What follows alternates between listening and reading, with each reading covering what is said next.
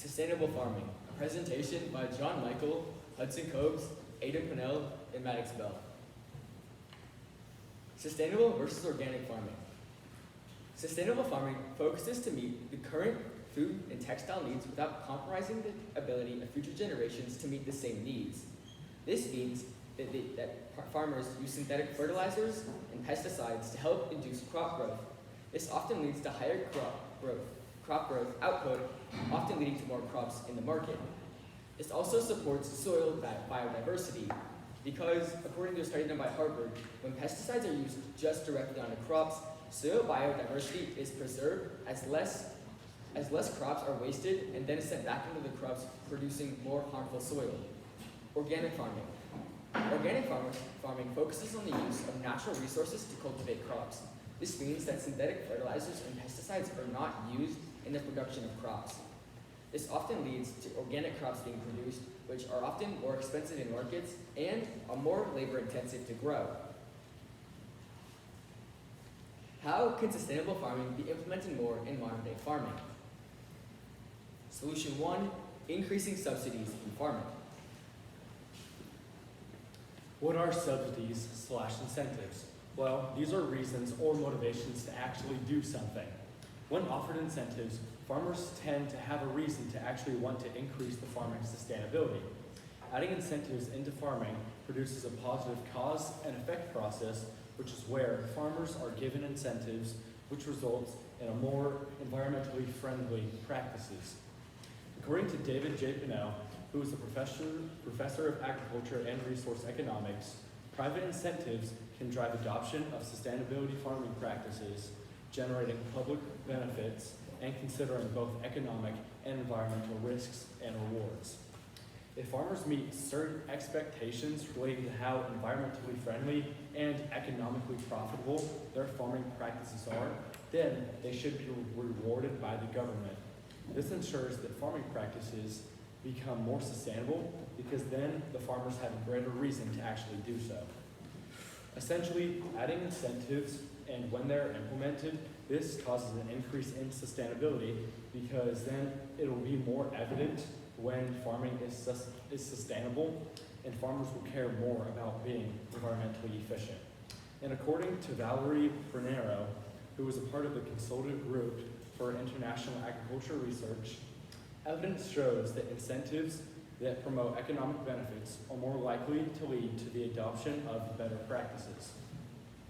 As you can see here in this graph, how do you as consumers believe that we should encourage farmers to adopt sustainable production practices?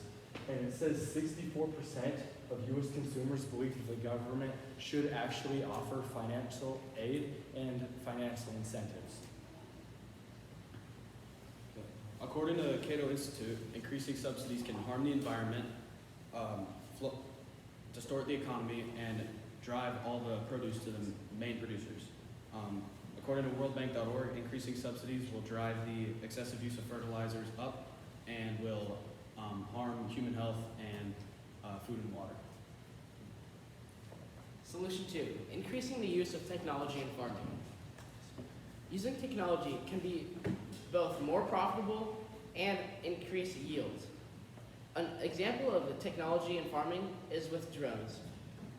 As Wendy Levi says, in Ghana, an executive of a farm had a friend who had a few drones, and he became interested in these drones. He had his friend visit his farm and take a quick look, and a massive fungal infection was found on the farm that could have destroyed the whole farm if left unnoticed. This saved him possibly hundreds of thousands of dollars in damages. Another example of technology in farming is through artificial intelligence. And as Wendy Gonzalez says, she is a CEO of an agricultural AI provider. She says that human combine operators have to make quick and fine adjustments on the fly upon visual inspection of the quality of grain. And using AI, you can utilize databases to do this work for you. And it can make fine adjustments such as shutting down sieves, increasing fan or rotor speeds. Another use of AI in our agriculture is with precision farming. Precision agriculture is the use of artificial intelligence to study a farm and discover any defects or deficiencies. And according to Harvard.com, they can monitor crop moisture, soil composition, and temperature in order to increase yields and prescribe certain amounts of water and fertilizer. This can save lots of money on wasted fertilizer in areas that do not need it, and can also increase the yield of areas that are deficient.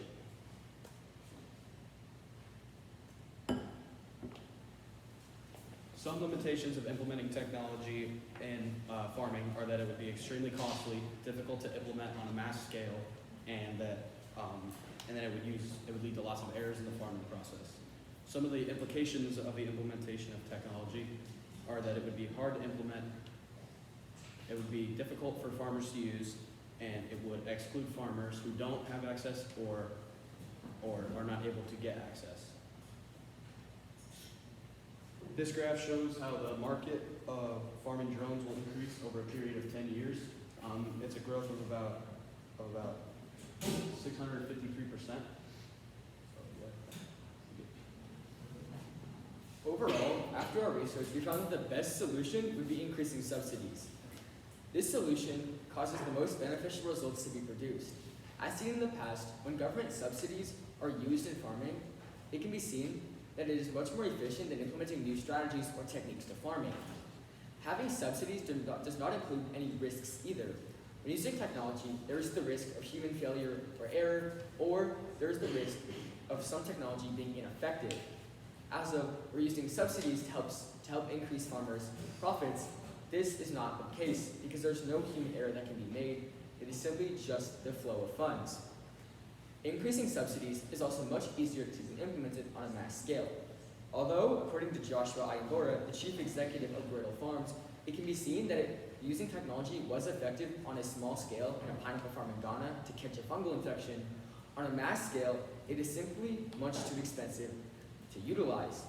Overall, utilizing farming that uses technology could cost upwards of $1 trillion, according to Wendy Levy. This would also mean that it is much harder for farmers who don't have access to this to catch up to modern farmers, which could also increase the amount of crops that are dying in rural countries that don't have access to these modern technologies. This would also lead to a larger gap of wealth between poor and rich farmers, and would also lead to more inequality in these countries. Overall, after our diligent research, we found that the best solution overall would be to increasing subsidies, because not only would it help on a mass scale, but it's also the one that produces the most beneficial results. Thank you. Thanks, guys. I just got a couple of questions for you, and then we will be all done. So let's see. First, Hudson. Describe an argument from any one of these three guys' papers that made you feel differently about your team resolution. So anything that they argued for in any of their papers. So maybe the fact that Maddox was arguing for 4 drones, and I don't really believe that drones would be good because bringing it to the masses would be difficult. So did that change your thinking, or did it just confirm for you what you'd already believed? It kind of confirmed it because some of the evidence from it didn't really align with mine, and so I had to do a little more studying for that. Okay. But yeah. Terrific. Aiden, how did the group decide to include John's perspective, lens, argument in the overall team presentation? John's lens was cultural, and we included this in our presentation when discussing the use of technology inside farming, because we looked at several cultures and how some cultures use different farming practices just because of beliefs, religion, or other history that dates back. And we found that some cultures would be less accepting of modern technology. Like, for example, in my research, I found that some countries like Venezuela and Colombia would be more open to use of technology because there's heavy US influence in there. But when it comes to countries that are less influenced, like Saudi Arabia, where farming isn't as prevalent, it's not as common, they wouldn't be as open to the use of technology because it'd be coming from a foreign country, which is kind of a battle of cultures in and of itself. Okay, terrific. Let's see, Maddox, you'll be third. Give a specific way that your thinking changed as a result of Aiden's paper. Like, how did his conclusions impact the way you thought about this? My thinking changed because I discovered that using technology isn't sustainable when going into the future, as you have to replace batteries and tools, and you have to increase education on how to fly drones, which is a pretty difficult task. Okay, cool. And then finally, John, you know, you guys are a group of 4, but suppose you've been a group of 5. What additional perspective do you think you could have added to the mix here that would have increased your capability of addressing your issue?